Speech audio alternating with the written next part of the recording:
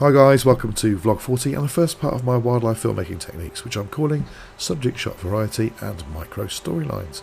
Bit of a mouthful, but I've had to really reverse engineer pretty much everything I've learned in wildlife filmmaking over the last 7 years to come up with 5 categories, which I know personally caused me a fair bit of grief during my, and I'm certainly not off the learning curve, believe you me, but during my time making wildlife films.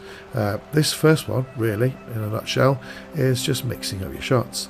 But actually, one of the most difficult to overcome, because if you've come from a history like me of being a photographer, then one shot was good enough, the best shot you can get. But as a filmmaker, it's very different, especially dealing with wildlife.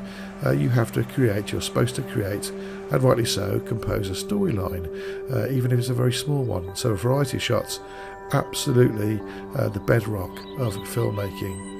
So let's just suggest now that we've come across a subject, whether it could be bird or beast. It might have been something you've been waiting passively for hours. It might be something that just turns up in front of you. But forgive me, I thought best to deal with this with a little doodle. I'm going to make our subject a bird on a branch, no more than that. When I do this, of course, I'm conscious about getting the first composition right in my frame. I'm using the rule of thirds. You all know this, I'm sure. Putting my subject into an area where it looks into the empty space of the frame, or at least has an area to travel into. But immediately a stopwatch has started in my head, and I give myself a very short amount of time for this shot. I give myself 15 seconds maximum. Why on earth? Well, I'll come to that in a second. One thing to remember though is I do film in 4K at 30 frames a second, and that's because more often than not then I can reduce in post the speed to 80%, which gives me then 24 frames a second, which is a cinematic standard, but affords me an extra 3 seconds for a 15-second shot, so I'm up to 18 seconds already.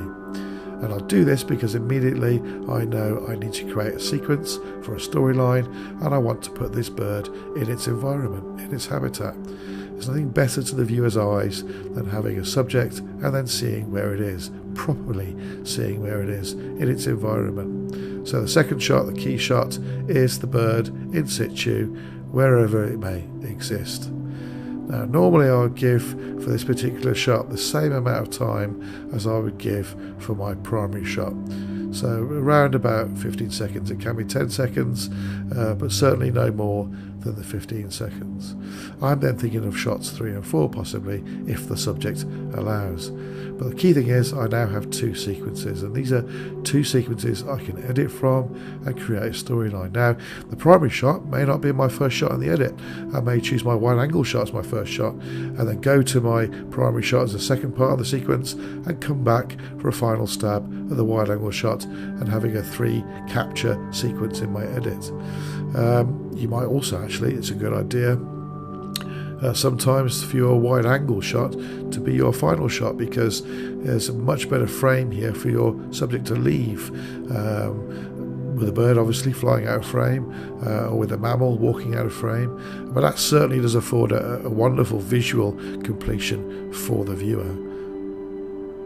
Now, using that as a very basic idea of what we mean by mixing up the shots and creating micro storylines, let me take you to Dollar Brown, the 15th century cottage in Wales I went to last May, because here on arrival I was delighted to find a nest box being used by no other than a pair of pied flycatchers, a wonderful bird. So shot number 1, primary shot, right there in front of me. It was a given, wasn't it? A perfect scenario of a bird coming to a very definite spot. Certainly going to be my primary shot. So I certainly took enough of them, I can tell you now. But then a few hours later I did notice my male pied flycatcher out on the surrounding pasture collecting invertebrates for the meadow itself. Got a fairly wide angle shot of that, and it flying back to a barbed wire fence, which it persistently used. In fact, it tended to use it at 1.5 meters length of this fence, which I then got into shots and into composition, and managed to pull off an entry to the barbed wire, down to meadow, and an exit, all in the one shot. So there was very definitely my shot 3. So now a storyline was building in my head. Here I could have my male pie flycatcher collecting invertebrates from the meadow and then taking its journey back to the box. But I really then wanted another shot. I wanted a shot of the bird on the way to the box through this copse attached to the cottage. That meant then the next day I searched out some of the viable perching spots, in fact some of the spots I'd seen these pair of birds perched on, and set up the camera, created a composition to the best of my ability to where I thought the birds might be, and left the camera running. I ended up with files and files and files of this, basically empty branches. But it is worth it, because if you get it right and if you're lucky and if you persist, you're bound to be lucky, then you'll end up with a shot of the subject entering the frame, which is absolutely gold dust to any filmmaker. It's a wonderful thing to see, a very visceral thing for a viewer to see, your subject coming into frame and then leaving frame. It's like you've second guessed the situation. Of course you haven't, you've just persisted and persisted until eventually, just like this, you get some success. Now this was the female pie flycatcher. I managed to pull off the second perspective here as well in the one shot, which I was really pleased with. That was a bit of quick moving. And again the female a little bit too high in the frame on this one. I thought she would perch lower. You can see she's a little bit out of focus there. But eventually patience paid off and I got this shot, the very briefest shot of the male passing through perfectly in the middle of the frame there. That was my shot 4. So the sequence went like this. This is the edited sequence. So initially shot 3 from the barbed wire to the meadow, which of course was my shot 2. So shot 3 to shot 2, this is the way the edit was going.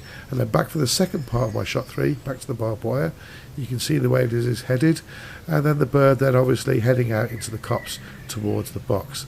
And there was my shot 4 that you just saw passing through and ending up in my first shot. When I arrived at the cottage, but now the end of my edit and the end of the sequence. A lovely fluid transition from meadow to box, carrying its invertebrates back to its chicks. Would I change any of that? In hindsight, yes I would, and I'll tell you why. I would mirror the box shot. Now the box, as you can see, is over on the left and the bird arrives on the right. Why on earth would I do that? Well, let me show you. Let's go back to the original edit from last year. Up for the meadow, right to left onto barbed wire. For the barbed wire to copse, right to left to the branch. But then suddenly, my last piece of the edit, left to right. Originally, now of course, right to left also. So I'm getting right to left, right to left, right to left through my last sequences. A much more fluid encounter with this bird, much more pleasing to the viewer. And there we go, you see, there's always something to learn and always something we can change with these sequences. And that's the wonder, that's the joy that I get from filmmaking. So, as a rundown, I would always shoot the closest full subject as a priority, no longer than 15 seconds, to then cut away and show my subject in its habitat. And then, of course, if the subject allows, increase further shot variety, show it with some behaviour. And also, always consider your final edit and the micro story you want to create. Well, that's it guys for vlog 40. I hope you enjoyed the first part of my wildlife filmmaking techniques. More to come between now and the new year. But I'll be back next Sunday for vlog 41. And between now and then, take care and goodbye.